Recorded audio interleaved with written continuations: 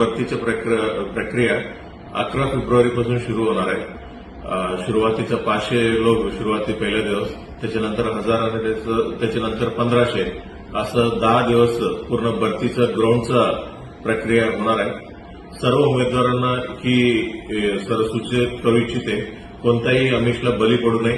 जर कोणताही आमिष जर कोणी दाखवलं त्यांच्यावर विश्वास ठेवू नये आणि आम्हाला इन्फॉर्मेशन देण्यात यावी, तर त्यावरती कायदेशीर कारवाई होणार आहे। आणि असं कोणत्याही आमिषला बळी पडून गैरकायदेशीर कृत्य आपल्या हातातून जर घडलं, आपल्यावरती देखील कायदेशीर कारवाई होऊ शकतात। रात्री जर कोणी बाहेर गावाचा जर कोणी उमेदवार असेल इथं राहण्यासाठी पोलीस मुख्यालयामध्ये पद्मालय हॉल आणि पोलीस मुख्यालयामध्ये मंगलम हॉल या ठिकाणी आपल्याला राहण्याची सोय केलेली आहे। रात्री तिथं झोपण्याची व्यवस्था आहे, तिथं तुम्ही त्याचा फॅसिलिटी तुम्ही उपयोग करू शकतील।